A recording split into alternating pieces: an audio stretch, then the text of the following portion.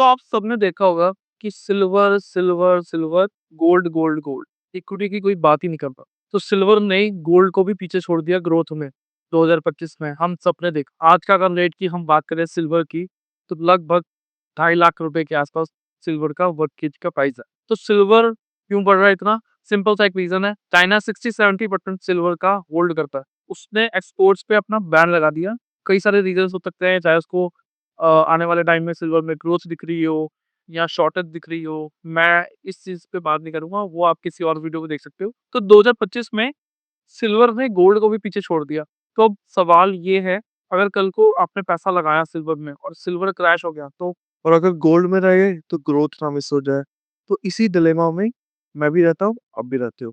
तो इस पे मैंने थोड़ी-सी रिसर्च करी। ऐसा म्यूचुअल फंड ढूँढे जो कि आपका पैसा सिल्वर और गोल्ड में एक साथ लगाता हो। कैसा रहेगा? कि अगर आपको मैं बोलूँ कि मार्केट में आज ऐसे भी फंड्स हैं, ऐसे भी म्यूचुअल फंड्स हैं, जिनमें आप पैसा लगाओगे अगर, तो आपका पूरा का पूरा पैसा गोल्ड और सिल्वर में इन्वेस्ट होगा, जो कि कंपनीज़ के ईटीएफ्स होते हैं। अब अगर आप ईटीएफ लेने जाओगे, तो आपको अकेला गोल्ड का ईटीएफ लेना पड़ेगा, अकेला सिल्वर का ईटीएफ लेना पड़ेगा, जिससे कि बहुत सारा हैसल है। और मैं ये चाहता हूँ कि आपके लिए इन्वेस्टिंग जर्नी कैसे और ईज़ी बना सकता हूँ। मेरा मोटिव यही है इस चैनल पे आने का। तो basically hi, I am Aman. Channel पे पहली बार आए हो तो please hit the subscribe button, क्योंकि मैं बहुत सारी ऐसी वीडियोज़ लाता रहता हूँ। तो ज़्यादा टाइम वेस्ट ना करते हुए हम फटाफट अपनी वीडियो पे चलते हैं। तो अगर आप मिडिल क्लास इन्वेस्टर हो ना, तो आपको ग्रोथ और सेफ्टी दोनों चीज़ चाहिए। तो ये वीडियो स्किप मत करना, क्योंकि इस वीडियो में आपको मैं 5 ऐसे फंड्स बताने वाला हूँ। 5 ऐसे म्यूचुअल फंड्स बताने वाला हूँ, जिसमें कि आप पैसा डाल के अपना गोल्ड और सिल्वर का दोनों का एक्सपोज़र एक साथ ले सकते हो। जिससे कि आपको कोई टेंशन नहीं होगी कि मेरे से अगर गोल्ड मिस हो गया या सिल्वर मिस हो गया, तो क्या होगा? तो नॉर्मली हम, जैसे मैंने आपको स्टार्टिंग में बताया, नॉर्मली हम या तो गोल्ड ले लेते हैं या सिल्वर ले लेते हैं। पर सच ये है कि गोल्ड अकेला बहुत बोरिंग हो जाएगा और सिल्वर अकेला डेंजरस भी हो सकता है। आज इतनी स्पीड से अगर वो भाग रहा है, तो जैसे 1980 में या 2011 में जैसे उसका क्रैश आया था, अगर वैसे ही सेम क्रैश आगे भी आ जाए तो क्या करोगे? इन सारी प्रॉब्लम्स को टैकल करने के लिए इसलिए मैं आपको ये वीडियो लेके आया। तो सबसे पहला जो हमारा फंड आता है एडलवाइस का, gold and silver ETF fund of fund regular growth. इस 31 रुपीज़ की इसकी अभी चल रही है करंट पॉइंट ऑफ टाइम। इसका अगर आप एक्सपेंस रेशियो की बात करोगे, तो लगभग 0.62% तक का इसका एक्सपेंस रेशियो है। और एयूएम अगर इसका देखोगे तो वो 1345 करोड़ के आसपास का इसका एयूएम। तो अगला जो फंड आता है वो आता है मोतीलाल ओसवाल का gold and silver ETF fund of fund. इस फंड की अगर मैं एनएवी की बात करूँ, तो लगभग 29 रुपीज़ की इसकी एनएवी चल रही है अभी।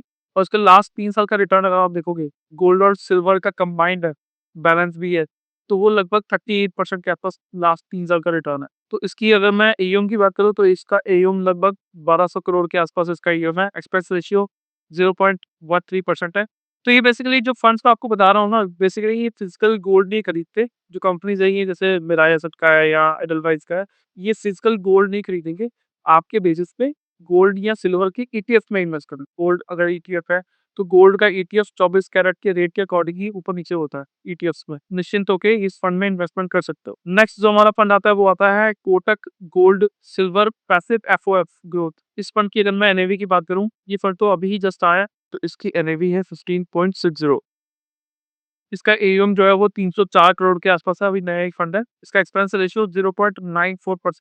तो नेक्स्ट हमारा फंड आता है Mirae asset gold silver passive FOF. NAV लगभग 15 रुपए के आसपास चल रही है। और अगर मैं इसका एयूएम की बात करूँ, तो लगभग 564 करोड़ रुपीस का इसका एयूएम है। और इसका अगर एक्सपेंस रेशियो देखोगे तो 0.70% ही है। लास्ट फंड की अगर मैं बात करूँ, तो ये आता है हमारा एक्सिस का gold and silver passive FO. तो ये जितने भी मैंने फंड्स बताए आपको, एफओएफ का मतलब क्या है? एफओएफ का मतलब फंड ऑफ फंड, यानी कि फंड के अंदर फंड में इन्वेस्टमेंट करता है। मतलब ये जो फंड्स हैं, ये अपने ही फंड्स में इन्वेस्टमेंट करते हैं। जैसे कि सिल्वर का ईटीएफ ले लिया। अब अगर मैं एक एग्जांपल लूँ, Edelweiss gold and silver fund of fund का अगर एग्जांपल लेता हूँ, कि इन्होंने पोर्टफोलियो, इनका पोर्टफोलियो क्या है? कोर पैसा लगेगा आपका ऐड है, कितना परसेंट लगेगा? तो इनका जो एडलवाइस का सिल्वर ईटीएफ है, वो इन्होंने 51% रखा हुआ है इस फंड में। एडलवाइस का जो गोल्ड ईटीएफ है, वो लगभग 49% के आसपास रखा हुआ है। तो मोस्टली आपने देखा, एडलवाइस का सिल्वर ईटीएफ और गोल्ड ईटीएफ में ही इनका आपका जो पैसा है, वो आपका लगेगा। यानी कि अगर आप 100 रुपए लगाते हो इस फंड में, तो 100 रुपए में 51 रुपीज़ जो है वो आपका लगेगा सिल्वर में, 49 रुपीज़ जो आपका लगेगा गोल्ड में। मैंने इस लिस्ट में फंड बताए, आप अपने बेसिस पे जाके रिसर्च करो। अगर आपको लगता है कि ये अच्छा फंड है, तो आप इन्वेस्ट करो। तो अगर आप मेरे चैनल से पहली बार आए हो तो please hit the subscribe button और press the bell icon also.